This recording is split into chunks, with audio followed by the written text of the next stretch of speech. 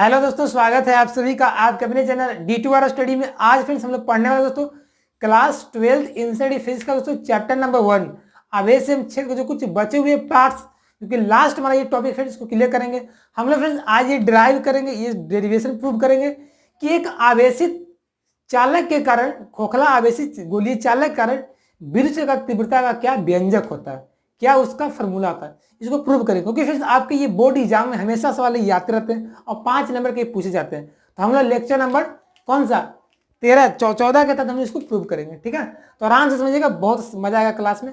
एक एक करके सीखेंगे फिगर बनाते हुए, कोई आपको दिक्कत नहीं होना चाहिए माइंड में। ठीक है, सारे कंसेप्ट को निचोड़ देंगे हम आज।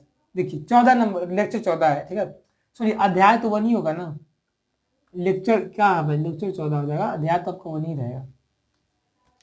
ठीक है, चलिए देखिए अब यहां पे क्या करते हैं दोस्तों हम लोग। सबसे पहले बोला कि आवेशित खोखला गोलीय चालक, तो मतलब आपको माइंड में याद आना चाहिए कि खोखला हो, गोलीय चालक होना। जैसे आपका फुटबॉल जो खेलते हैं खोखला होता है, गोलीय होता है, भले वो चालक नहीं होता, अचालक होता है। तो मैं क्या करूंगा दोस्तों ना, एक हम लोग गोलीय चालक एज्यूम करेंगे, मानेंगे। तो मान लेते हैं दोस्तों यहाँ पे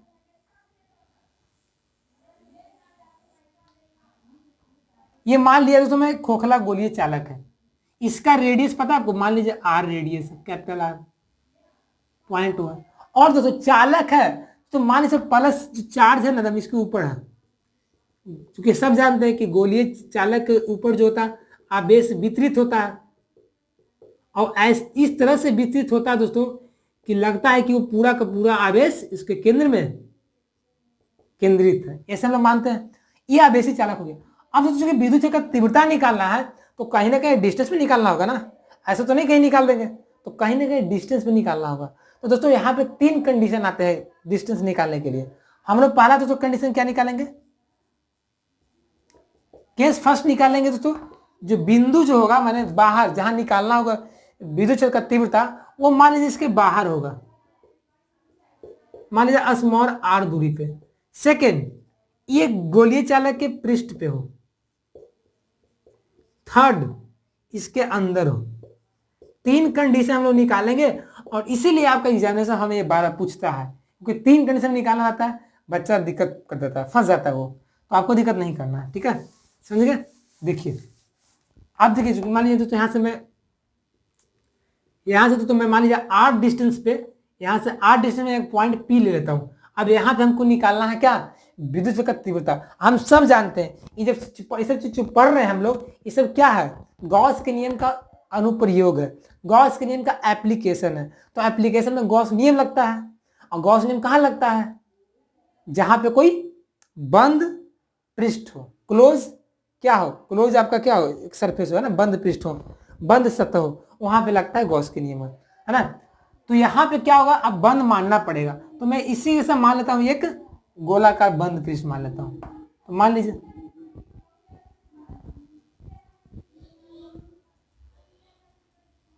अब फिगर जैसा भी हो दोस्तों, इसके लिए कोई टेंशन मत लीजिए। ठीक है, मैं बता दूं ये आपका गोलाकार ये भी होना चाहिए। ठीक है,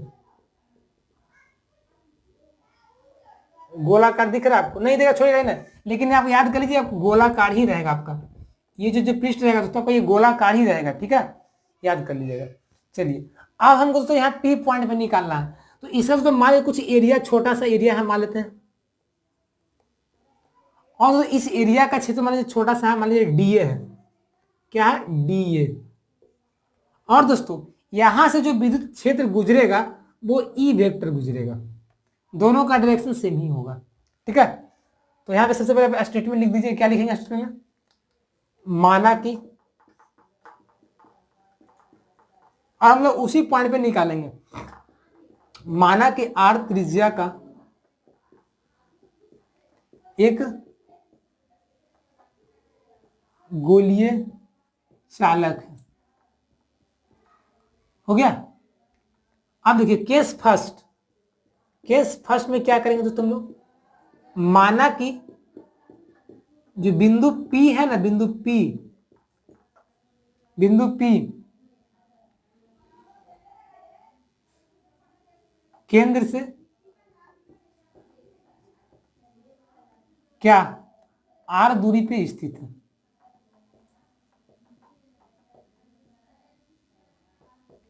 ये तो मान लीजिए कि आर डिस्टेंस पे आपका स्थित है, कैपिटल आर पे, सॉरी स्मॉल आर पे, कैपिटल रेडियस हो गया। तो दोस्तों जब ये आर डिस्टेंस में स्थित है तो हम लोग यहाँ निकाल लेते हैं क्या, विद्युत का तीव्रता। तो विद्युत का तीव्रता कैसे निकलता है, गॉस के नियम से निकलता है। तो गॉस के नियम से निकालने के बाद आपको फ्लक्स निकालना पड़ेगा, है ना, क्योंकि यहाँ से कुछ ना कुछ तो फ्लक्स गुजर रहा होगा ना। तो छोटा एरिया, तो छोटा एरिया के लिए निकालेंगे विद्युत फ्लक्स, तो क्या आ जाएगा डी फाई ई बराबर, मैं यहाँ पे लिख देता हूँ, ऐसा अच्छा लगेगा आपको, ठीक है ना, तो ऐसे खराब लगेगा। सूक्ष्म क्षेत्र डीए से गुजरने वाला विद्युत फ्लक्स, छोटा सा जो एरिया तो ना वहां से कितना गुजरा है, ये जो काला वाला से, तो डी फाई हो जाएगा बराबर क्या हो जाएगा E vector dot D A vector. और चूंकि तो यहाँ पे डॉट है मतलब ये अदिश राशि है, तो ये हटेगा तो क्या आ जाएगा कॉस थीटा आ जाएगा। तो डी फाई ई बराबर क्या आ जाएगा E dot D A cos theta. और दोस्तों चूंकि आप यहाँ पे देख सकते हैं कि यहाँ पे ई वेक्टर और डी ए वेक्टर के बीच में एंगल कितना बन रहा है, 0 डिग्री बन रहा है। क्यों, क्योंकि दोनों का डायरेक्शन सेम ही डायरेक्शन में, दोनों एक ही लाइन पे एक ही डायरेक्शन में, तो 0 बन रहा होगा। तो यहाँ पे क्या करेंगे हम लोग थीटा 0 रख देंगे, तो क्या आ जाएगा डी फाई ई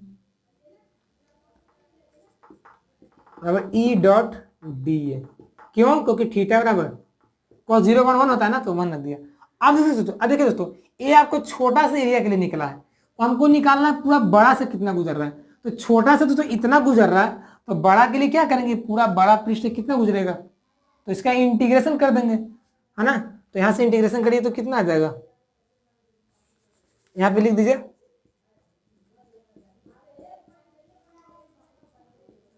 संपूर्ण पृष्ठ से गुजरने वाला फ्लक्स। तो इंटीग्रेशन करेगा तो क्या बन जाएगा, फाई ई हो जाएगा, और यहाँ पे इंटीग्रेशन क्या हो जाएगा ई डॉट डी ए हो जाएगा। तो फाई ई हो जाएगा, ई बाहर आ जाएगा और डी ए हो जाएगा। और दोस्तों डी ए का इंटीग्रेशन क्या होता है ई डॉट ए होता है। और दोस्तों एरिया क्या हो जाएगा, एरिया इसका फॉर्मूला क्या होगा, एरिया का क्या होगा, एरिया का 4 पाई आर स्क्वायर होता है ना। तो यहाँ पे क्या कर देंगे हम लोग, यहाँ पे रख देंगे फाई ई बराबर ई इंटू 4 पाई, कैसा आर होगा यहाँ पे, आर स्मॉल आर हो जाएगा ना, क्योंकि बड़ा एक तो गोली चालक है। तो यहाँ से तो ई का मान क्या निकल के जाएगा। और दोस्तों चूंकि हम लोगों ने पढ़ा है क्या, गॉस के नियम से, गॉस के नियम से क्या पढ़ा है, फाई जो ई होता है वो क्यू बटा इप्सिलॉन नॉट के बराबर होता है। तो जहां जहां फाई है वहां क्यू बटा इप्सिलॉन रख दीजिए। तो यहाँ पे फाई है ना, तो यहाँ पे रख दूंगा, इसलिए क्यू बटा इप्सिलॉन नॉट बराबर ई गुना 4 पाई आर स्क्वायर। तो यहाँ से ई का मान नहीं निकल जाएगा, विद्युत क्षेत्र का तीव्रता का मान क्या निकल, बटा में आ जाएगा 4 पाई आर स्क्वायर, तो क्या आ जाएगा 1 बटा 4 पाई इप्सिलॉन नॉट इंटू में आर स्क्वायर, और ऊपर क्या हो जाएगा आपका क्यू हो जाएगा। तो यहां से फिर से आपका क्या निकल, विद्युत क्षेत्र का तीव्रता निकल गया। ये फिर से आपका किसके लिए निकला, जब दोस्तों आपका जो बिंदु जो हो, आपका पॉइंट जो हो वो क्या हो, गोलीय चालक के बाहर हो। बाहर कहां पे हो, आर डिस्टेंस पे हो। ये पी पॉइंट के चालक हमारा तो यही था, चालक जो फ्रेंड्स आपका यही वाला है ना, खोखला है ना, तो दोस्तों आपका चालक आपका यही वाला है नहीं, मैं हरा वाला जो कर रहा हूं ना, आपका चालक है ये, बड़ा ऊपर वाला नहीं है। तो इस चालक से दोस्तों क्या दूर है कि नजदीक है, कि बाहर है कि अंदर है, बाहर है।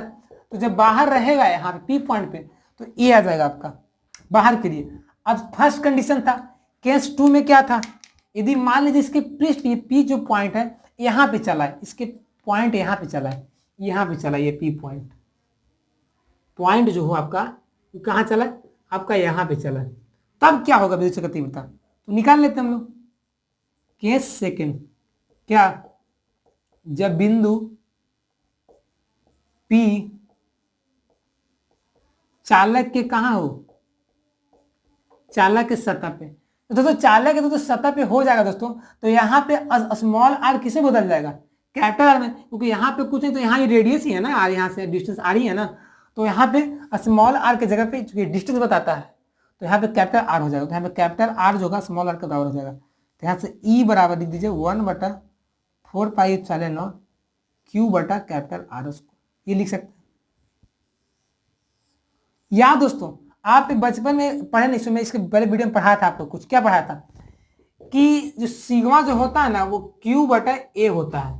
तो चूंकि सिग्मा यहाँ पृष्ठीय आवेश घनत्व है, इस पे पृष्ठ पे आवेश है, उसका घनत्व जो निकालेंगे तो क्यू बटा ए का वैल्यू क्या आ जाएगा, इसका एरिया हो जाएगा। तो गोला का एरिया क्या होता है 4πr स्क्वायर। तो दोस्तों जहां जहां क्यू बटा 4πr स्क्वायर है दोस्तों वहां आप सिग्मा रख सकते हैं, रखिए। तो क्यू बटा 4πε यहाँ पे लिख सकते हैं, ये तो हो ही जाएगा, ये हो जाएगा आपका। इसका एक और बताना, इसका एक और फॉर्म क्या होगा, ई बराबर हम लिख सकते हैं ऐसे 1/ε0 गुना में क्यू बटा 4πr स्क्वायर, ये मैं लिख सकता हूँ। अब देखिए तो यहाँ पे कैपिटल यहाँ पे आर होगा ना इसका रेडियस, देखिए तो क्यू बटा 4πr स्क्वायर जब मैं लिख सकता हूँ सिग्मा, तो यहाँ पे रख दीजिए ई बराबर क्या हो जाएगा, ऊपर क्या होगा सिग्मा, बटा में क्या बचेगा इप्सिलॉन नॉट। तो इसका दो फॉर्मूला बनता है, या तो यदि बिंदु पृष्ठ पे हो गोलीय चालक के पृष्ठ पे तो आपका विद्युत का तीव्रता ये वाला निकलेगा डेरिवेशन, या तो ये निकले, दोनों एक ही होता है। तो ये मैं इसलिए लिखा दिया था न्यूमेरिकल बनाने में डायरेक्टली आपको दे देगा, तो वहां से आप ये निकाल सकते हैं। ये तो उसमें लेके सर केस 2 बता दिए, केस 3 में क्या होगा, तो केस 3 में दोस्तों 0 हो जाता है, याद कर लीजिएगा। अब बोलेंगे 0 कैसे होता है ई बराबर, तो 0 तो ऐसे होता है, क्योंकि देखिए दोस्तों हम लोग चूंकि जहां पे गॉसिय पृष्ठ रहता है ना वो कितना आवेश को कवर कर रहा है उसी से निकलता है विद्युत का तीव्रता। लेकिन जब अब अंदर आ जाइएगा ना यहाँ पे, तो अंदर चूंकि आवेश है ही नहीं है, इसका जितना टोटल जो चार्ज है ना पूरे गोला का उसके पृष्ठ पे है प्लस प्लस प्लस, अंदर है ही नहीं है। तो अंदर जब आइएगा तो यहाँ पे चूंकि कुछ आवेश नहीं है, क्यूए का मान 0 है, जब यहाँ पे क्यूए 0 रख दीजिएगा तो पूरा तो 0 हो जाएगा ना, इसलिए थर्ड कंडीशन में 0 हो जाता है। तो आपसे सवाल पूछ सकता है कि यदि कोई गोलीय आवेशी चालक के अंदर विद्युत का तीव्रता क्या होता है, खोखला में अंदर कितना होता है 0 है ना, ठोस में कुछ कंडीशन अलग हो जाता है, खोखला में 0 होता है। खोखला के बाहर कितना होगा r दूरी पे ये होगा, खोखला गोला के सतह पे कितना होगा ये होगा, ये होगा। तो इस तरीके से हम लोगों ने ये डेरिवेशन को प्रूव किया हूं, जो कि सवाल इतना इंपॉर्टेंट है ना कि आपका हर साल पीवाईक्यू में पूछा हुआ, देख लीजिए उलट के आपका पूछा हुआ है, इसलिए आप इसको निगलेक्ट मत करिए, इसको ध्यान से देखिए। अब वैसे भी ये हम लोग इस चैप्टर का लास्ट टॉपिक था। अब हम लोग जो वीडियो आएगा हमारा वो चैप्टर नंबर 2 का आएगा, है ना, जो विभव आधारिता है ना वो वाला पढ़ेंगे हम लोग। ये हमारा फिनिश हो गया 14 लेक्चर में चैप्टर नंबर 1। तो आप समझ सकते हैं कि मैंने 14 लेक्चर के थ्रू चैप्टर 1 को खत्म किया, मतलब कि हम लोगों ने कितना डिटेल में जाके पढ़े हैं इस चीज को, है ना। ऊपर नहीं पढ़े, मैं देखा बहुत सारे कुछ यूट्यूबर हैं पढ़ाए ऊपर टॉपिक वाइज, इसको पढ़ा दिया इसको पढ़ा दिया, लेकिन नहीं मैं डिटेल में गया हूँ। ये जो मैं बात लिख रहा हूँ ना ये सब पढ़ाया गया है, सिग्मा क्या है ना, लैम्डा क्या है, देखिए आवेश घनत्व क्या है, सब बताया गया आपको। इसलिए लेक्चर को मिस नहीं किए, मिस किए हैं तो फिर जाकर देख लीजिए, इसको कवर अप कर लीजिए, ठीक है। तो इसको नोट करिए पहले। तो कैसा लगा दोस्तों आज का क्लास, बहुत ही अच्छा लगा ना, कंसेप्चुअल बहुत ही मजेदार हुआ आज का क्लास, क्योंकि हम लोगों ने कंसेप्ट को तोड़ तोड़ के सिखाया ताकि कभी हम लोग को डाउट नहीं रहे माइंड में। तो प्लीज वीडियो को लाइक कर दीजिएगा, और दोस्तों चैनल पर पहली बार आए होंगे तो हमारे चैनल को सब्सक्राइब कर देंगे, क्योंकि फ्रेंड्स हमारे चैनल में आपको class 10th 11th and 12th की फुल्ली एनसीईआरटी का सोल्यूशन कराया जाता है फ्री ऑफ कॉस्ट, इसलिए चैनल को सब्सक्राइब कर रखें, हमसे जुड़े रहें। तो मिलते हैं नए वीडियो में नए लेक्चर के साथ, नए चैप्टर के साथ। जय हिंद जय Bharat, take care, bye, best of.